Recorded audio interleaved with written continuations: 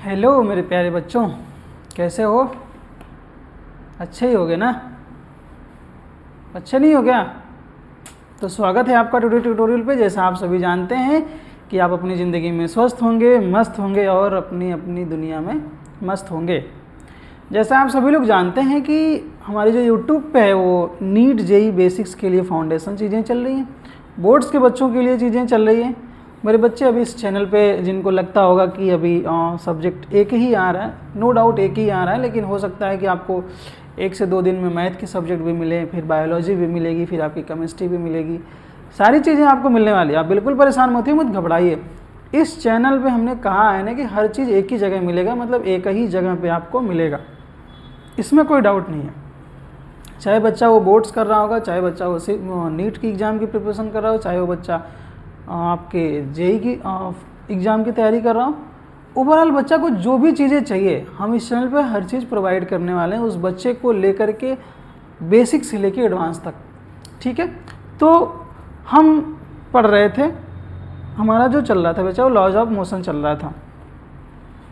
Laws of motion में हमने contact force को देखा, नॉन कांटेक्ट को फोर्स देखा, बैलेंस फोर्स देखा, अनबैलेंस फोर्स देखा।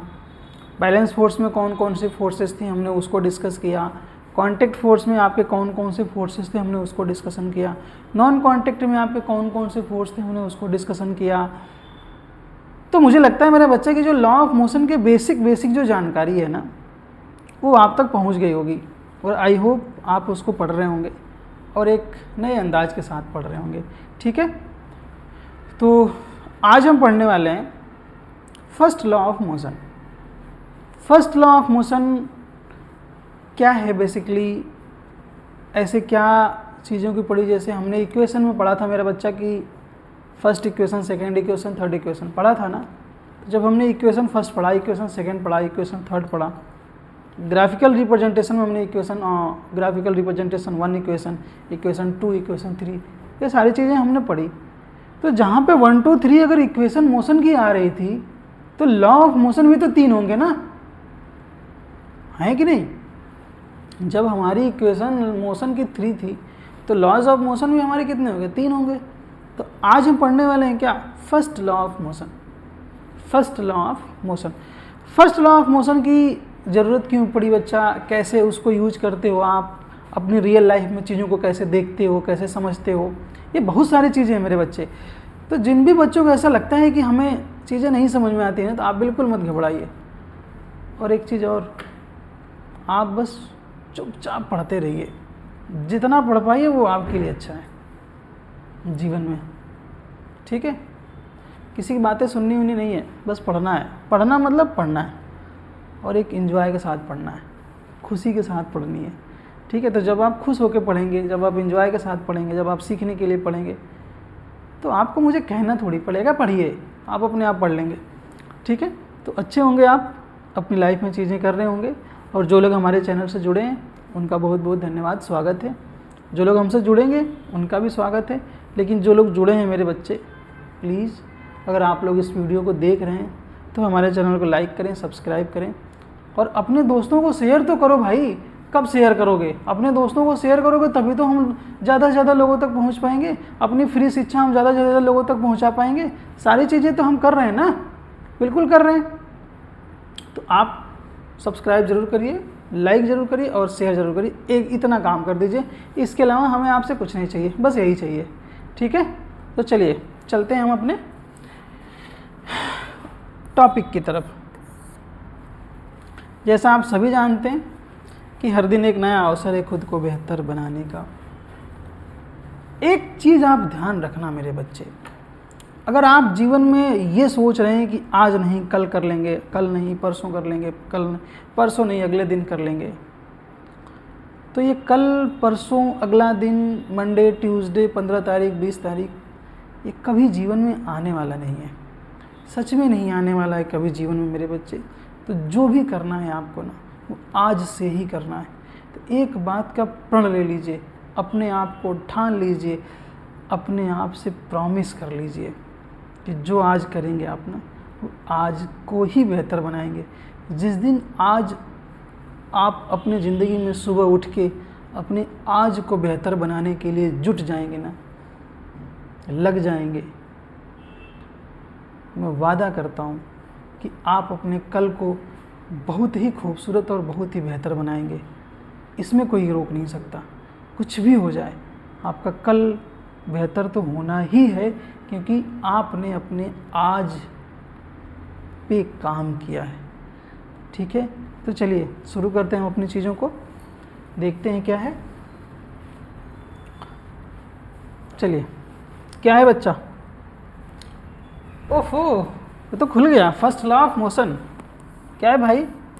फर्स्ट लॉ ऑफ मोशन क्या है? गति का पहला नियम। ओफो, क्या कह रहा है मेरा बच्चा? क्या कह रहा है? देखते हैं क्या कह रहा है। ऐसे कैसे छोड़ देंगे? कह रहा है कि a body continue to be in the state of rest और uniform motion in a straight line unless act upon by an external. ये समझिए बच्चा, unbalance force. The first law is also called the law of inertia. अब एक word आ रहा है बेटा inertia, यहाँ पे इसको बाद में देखेंगे। कह रहा है कि अगर कोई बॉडी रेस्ट कंडीशन में, जैसे मैं यहाँ पे खड़ा हूँ, तो मैं तब तक खड़ा रह सकता हूँ ना जब तक मुझे कोई धक्का न दे, या मैं अपने ही पैरों से कोई फोर्स लगा कर इधर न चला जाऊँ, या अपने ही पैरों से फोर्स लगा कर मैं इधर न चला जाऊँ। तो चीज़ें समझ में आती है ना। तो अगर कोई बॉडी रेस्ट कंडीशन में है, अगर कोई बॉडी यूनिफॉर्म मोशन के कंडीशन में है, तो वो तब तक रेस्ट में रहेगी, या जो बॉडी यूनिफॉर्म मोशन में तब तक यूनिफॉर्म मोशन में रहेगी मेरा बच्चा, कि जब तक कोई हम उस पर एक्ट न करें, कोई अलग से रिएक्शन न दें, कोई अलग से फोर्स ना अप्लाई करें। समझ में आ रही है मेरी बात?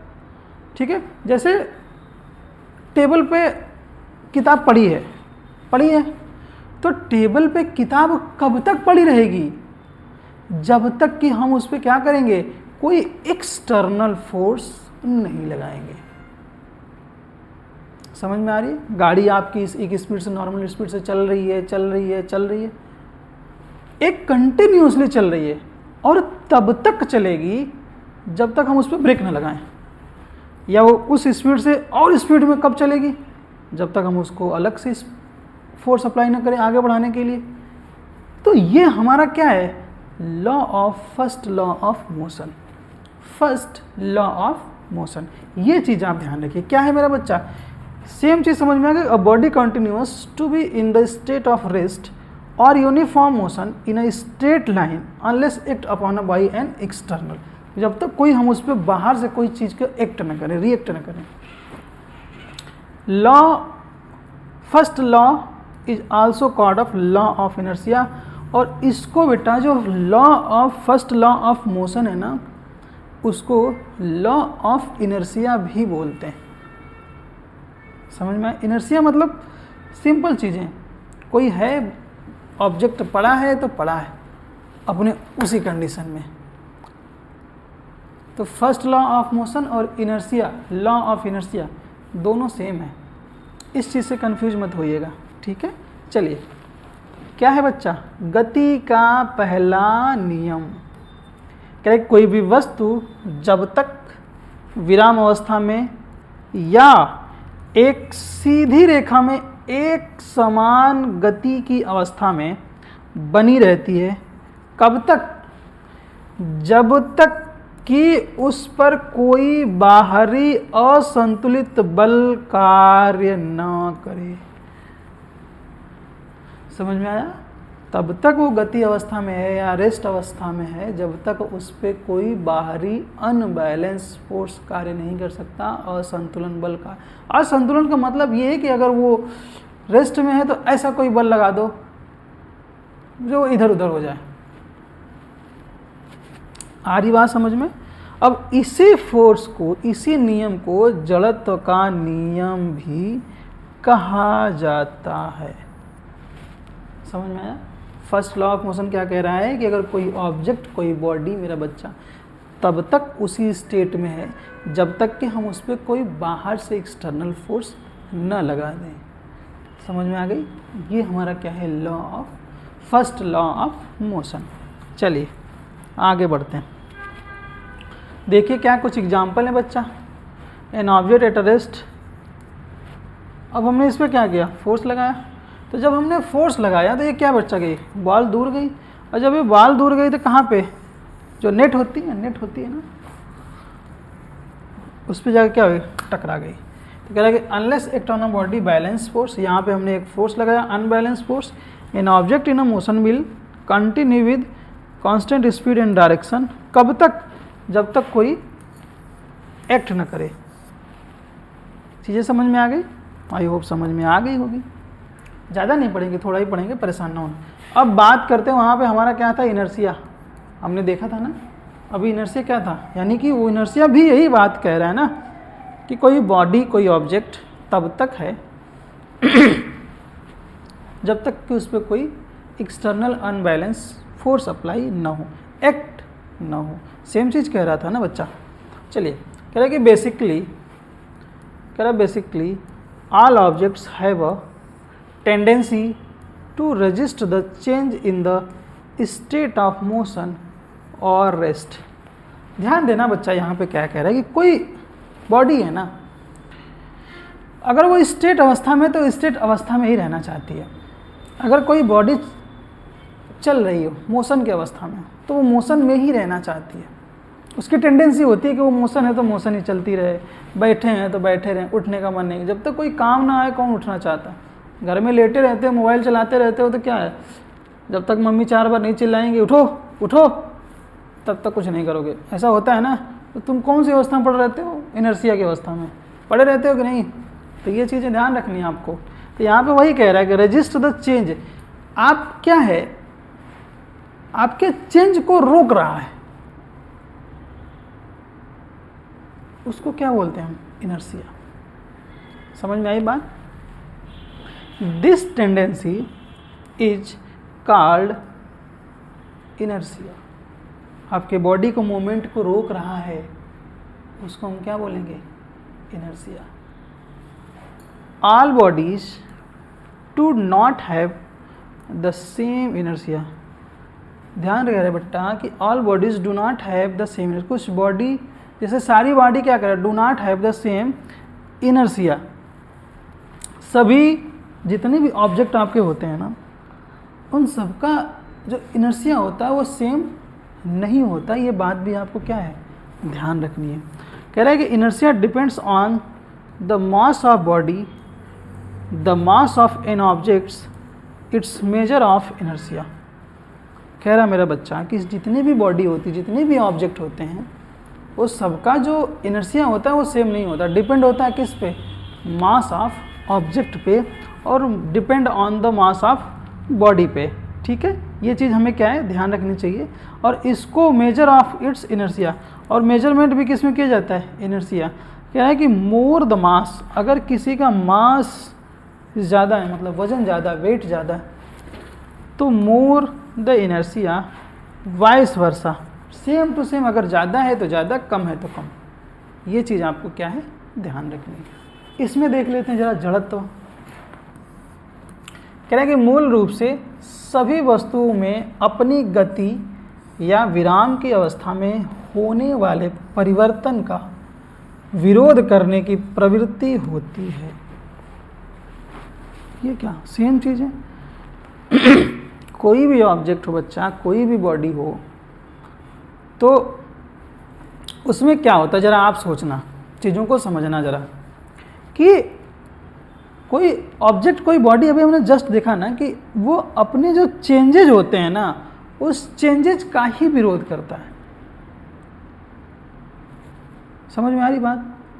तो ऐसे सिचुएशन जब हम चेंजेस को, उसमें बॉडी में, ऑब्जेक्ट में जो चेंजेस हो रहे हैं, उसी तरह की अवस्था में परिवर्तन का विरोध करने की प्रवृत्ति को इनर्शिया कहते हैं।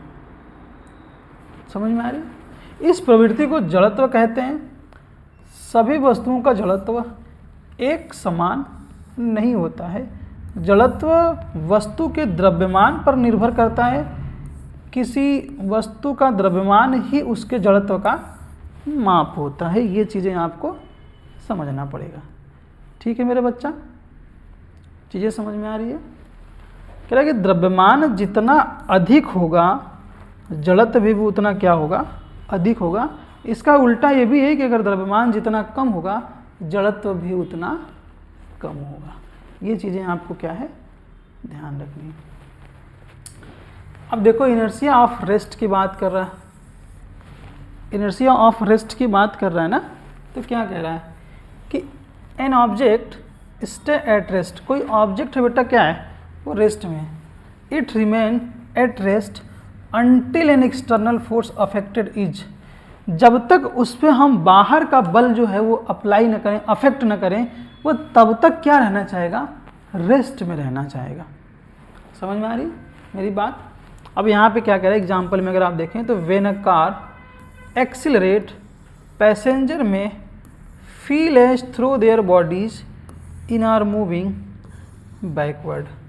ऐसा है, ऐसा है कि नहीं? क्या कह रहा है कि when our car accelerates passenger में feel through their bodies are moving backward. Car आगे चल रही है तो हमें क्या लगता है, हम पीछे चल रहे हैं। ऐसा होता है कि नहीं? होता है ना? तो कह रहा है कि असल में मतलब reality inertia is making their bodies stay in place at the car move forward.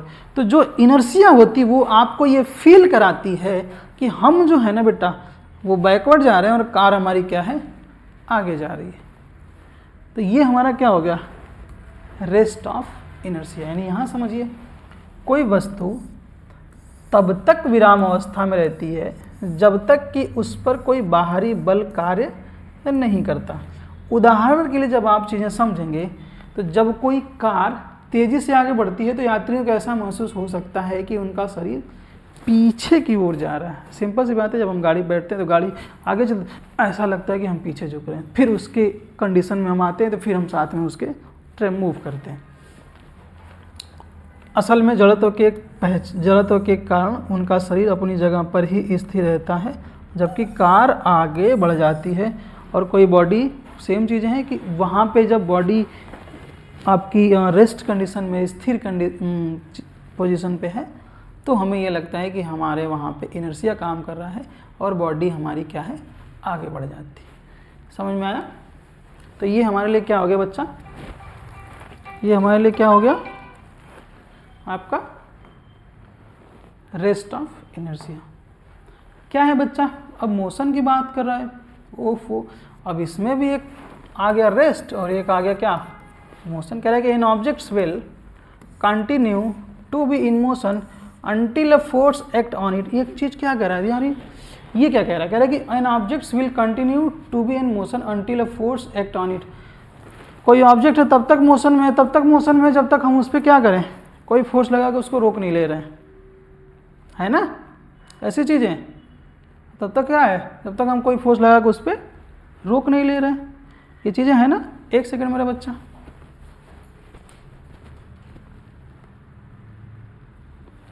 चलिए ठीक है। एग्जाम्पल अ हॉकी पिक, कह रहा है puck will continue to slide across ice until act upon a outside of force.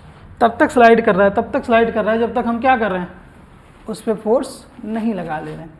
कोई object है, कोई hockey है, स्लाइड कर रहा है किस पे, बर्फ पे, और तब तक कब तक कर रहा है, जब तक हम उसको रोक नहीं रहे हैं, बाहर से बल नहीं लगा रहे हैं।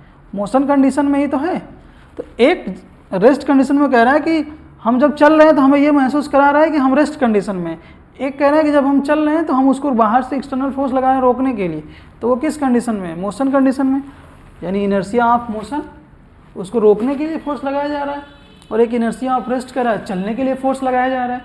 तो जो चलने के लिए फोर्स लगाया जा रहा है वो रेस्ट, और जो चल रहा है उसको रोकने के लिए फोर्स लगाया जा रहा है तो मोशन। समझ में आ गया?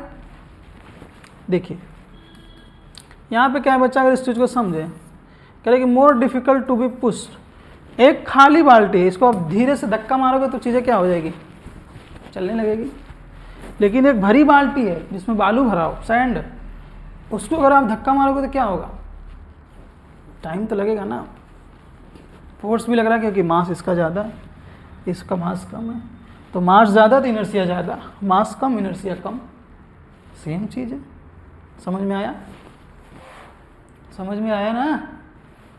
बोलते तो कुछ हो नहीं तुम लोग, ना कमेंट करते हो, पढ़ लेते हो, ना लाइक करते हो, ना सब्सक्राइब करते हो। ऐसे कैसे काम चलेगा?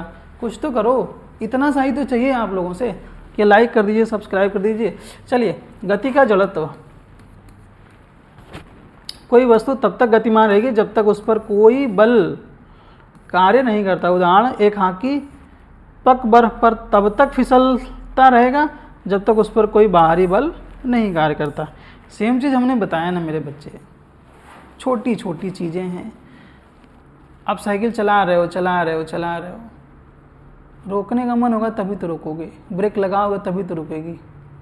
तो ब्रेक लगाने के लिए बाहरी बल की ज़रूरत है कि नहीं है? कोई साइकिल खड़ी है, जब पैडल मारोगे, चलाओगे तभी तो आगे बढ़ोगे।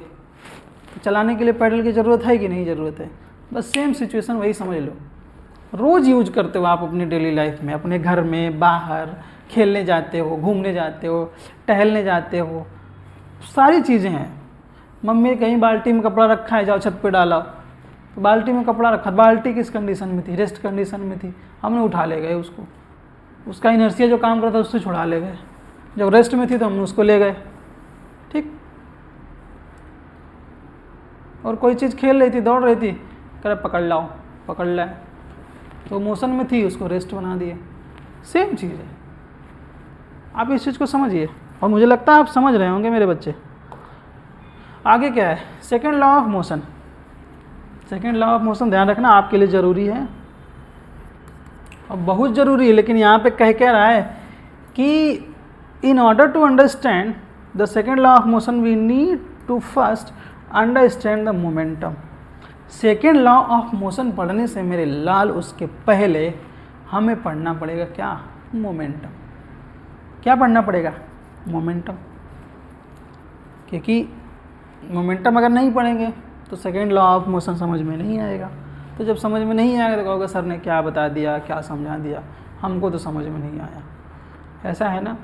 तो इसको ध्यान रखना, ठीक है मेरे बच्चे। गति का दूसरा नियम क्या कह रहा है कि दूसरे नियम को समझने के लिए हमें सबसे पहले संवेग को समझना होगा। संवेग मतलब मोमेंटम को समझना होगा। चलो भाई देख लेते हैं मोमेंटम भी। वो तरीके, ये क्या आ गया? मोमेंटम। अरे ये तो मोमेंटम आ गया।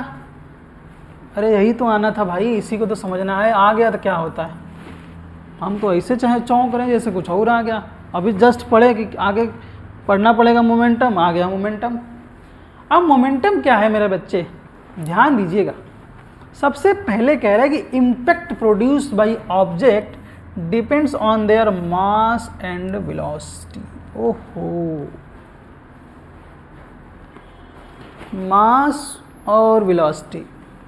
क्या? मास और वेलोसिटी। यानी कोई ऑब्जेक्ट है, वो क्या प्रोड्यूस कर रहा बेटा? अगर उसका मास है, उसकी वेलोसिटी। क्या कह रहा है? Depends on their mass and velocity. किस पे डिपेंड है बच्चा कोई ऑब्जेक्ट? मास और वेलोसिटी। मतलब अगर उसका वजन, अगर आप एक चीज़ समझो कि आप एक पत्थर ले लो, मतलब छोटा सा पत्थर ले लो, उसको फेंको, और एक बड़ा सा पत्थर ले लो, उसको फेंको, दोनों में डिफरेंस है कि नहीं है? ये बात आप बताना ज़रा कि हमने क्या किया, एक छोटा सा पत्थर लिया, ऐसे फेंका, और एक बड़ा सा पत्थर लिया, ऐसे फेंका, है ना डिफरेंस? तो वही तो बात समझा रहा है कि produce by an object depends on their mass and velocity. Mass और वेलोसिटी पे क्या डिपेंड है बेटा आपका? मोमेंटम। तो इसका मतलब ये है कि जो सेकेंड लॉ ऑफ मोशन है वो किस पे डिपेंड है? मास और वेलोसिटी पे। इसी से मिलता जुलता कुछ है। कह रहा है कि the momentum of an object is defined the product of its mass and velocity. ओफो, ये क्या कह रहा है कि the momentum of an object is define, क्या डिफाइन कर रहा है बेटा, product of mass and velocity, product of mass and velocity, मतलब P इक्वल टू कह रहा है m इंटू वी। ओफो, मतलब मोमेंटम हमारा किसको डिफाइन कर रहा है बच्चा, उसका मास और उसकी वेलोसिटी, ये हमारा क्या हो गया, मोमेंटम। अब एक चीज़ कह रहा है कि ये तो हो गया क्या, मोमेंटम m इंटू वी, तो इसको हम क्या लिखते हैं बेटा, P equal to M V भी लिख सकते हैं, है ना। अब यहाँ पे कह रहा है कि vector quantity has direction and magnitude, और अब एक चीज़ बताइए बेटा, वेलोसिटी आ गई तो डायरेक्शन भी आया मैग्नीट्यूड भी आया ना, तो जब डायरेक्शन भी आ गया मैग्नीट्यूड भी आ गया तो क्या हो गया, वेक्टर क्वांटिटी। तो आपसे पूछेगा कि मोमेंटम क्वांटिटी कौन सी है भाई, तो क्या बताओगे, अरे वेक्टर क्वांटिटी बताओगे, और क्या बताओगे तुम लोग, फिर वही चीज़ पता नहीं क्या पढ़ते हो। चलिए, an example of momentum is a base ball flying through the air and bullet fired from a gun, यानी बच्चा मेरा कह रहा है कि एक बेस बॉल को अगर फ्लाइंग करवाना है वो, और एक बंदूक से निकल रही गोली, वो मास और वेलोसिटी पर डिपेंड है कि नहीं, चीज़ें हैं ना।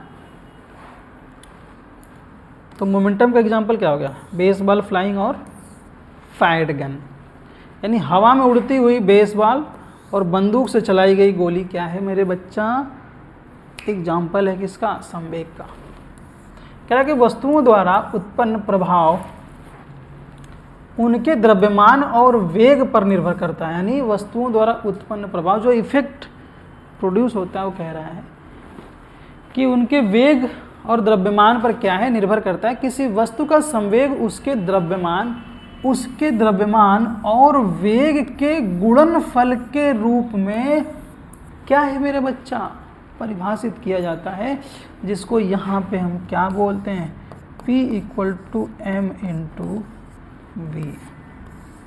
इसका मतलब P equal to M V. आई बात समझ में, आई बात समझ में मेरे बच्चे। कह रहा है कि संवेग के उदाहरण हवा में उड़ती हुई बेस बॉल और बंदूक से चलाई गई गोली। तो मुझे लगता है मेरा बच्चा कि फर्स्ट लॉ ऑफ मोशन क्या कहना चाह रहा है और इनर्शिया क्या कहना चाह रही है। इनर्शिया जब रेस्ट में है तब क्या है, इनर्शिया जब मोशन में है तब क्या है, और मोमेंटम। चार चीज़ें आपको अच्छे से समझ में आ गई होगी, ठीक है। छोटी सी जानकारी और है मेरे बच्चे, जो लोग मेरी वीडियो को देख रहे हैं वो कह रहे हैं क्या बता रहे हैं, लेकिन क्या करें, ऑफलाइन बच्चे हमारे यहाँ पढ़ रहे हैं तो ऑनलाइन वालों को तो हम सुविधाएं पहुँचा दे रहे हैं, लेकिन ऑफलाइन वालों को भी तो बताना पड़ेगा ना कि नहीं हमारे यहाँ एक्चुअली चल क्या रहा है। ऑफलाइन क्लासेस चल रही हैं मेरे बच्चे टुडे ट्यूटोरियल में। अगर आस पास लखनऊ के हैं, अगल बगल के ज़िलों से हैं, अगर आप सच में आके यहाँ पे अपनी पढ़ाई की प्रिपरेशन को करना चाहते हैं और बेहतर ढंग से करना चाहते हैं, अच्छे टीचर के साथ करना चाहते हैं ना, तो हम यहाँ पे आपका इंतज़ार कर रहे हैं। आपको पढ़ाने के लिए हमारे सारे टीचर, क्लासेस चल रही है मेरा बच्चा 6 to 8 सारे सब्जेक्ट। 9-10 के लिए math, science, English, SST, commerce. 11-12 के लिए physics, chemistry, math, biology, commerce, ये सारी चीज़ें चल रही है, ठीक है। Highly experience faculty. Foundation course मेरा बच्चा, doubt session 1-to-1, weekly test आपका है, पेरेंट्स से रेगुलरली फीडबैक है, हमने टाइमली सिलेबस कंप्लीट, वो 100% रिजल्ट ओरिएंटेड ट्यूटोरियल है। इस बार हमारे बच्चे जो हैं 75 to 80% मार्क्स लाए हैं बोर्ड में, ठीक है। बहुत कम टाइम में मेहनत करके इतने % मार्क्स लाएं, और मैं उन बच्चों को कहता हूं कि आप अपने जीवन में कामयाब होइए। Stage of fundamental concept, doubt 1-to-1 session, बेटा अलग से चीज़ें चला दी जाती सेशन, जो आपको बहुत ही ज़्यादा हेल्प करता है, ठीक है। तो आप कहीं से भी देख रहे हो आप हमारे चैनल को सब्सक्राइब करिए, लाइक करिए, शेयर करिए। कोशिश करिए आप उन बच्चों को पहुंचाने का जो बच्चे सच में पढ़ना चाहते हैं। और हम आपसे एक बात और कहना चाह रहे हैं कि आप जितना ज़्यादा सहयोग करेंगे हम आपके लिए उतना ज़्यादा काम कर पाएंगे और अच्छे ढंग से काम कर पाएंगे। ठीक है, अब तक जो भी चीज़ें आपको पढ़ाई गई हो, आई होप आपको समझ में आया हो। जो चीज़ समझ में नहीं आई आप प्लीज़ कमेंट करके हमें बताएं। आपका एक छोटा सा रिस्पॉन्स हमारे लिए अच्छा साबित होगा कि हम आपके लिए और अच्छा मेहनत कर पाएँ। ठीक है, यही हमारा प्रयास है। तो बाकी जो भी चीज़ें उसके लिए आपका बहुत बहुत धन्यवाद। आने वाले चीज़ों के लिए आपके लिए हमारी शुभकामनाएं हैं। आप अपने जीवन में आगे बढ़ें, कामयाब हों। ठीक है, तो मिलते हैं हम नेक्स्ट वीडियो में नए टॉपिक के साथ। तब तक के लिए जय हिंद, जय भारत।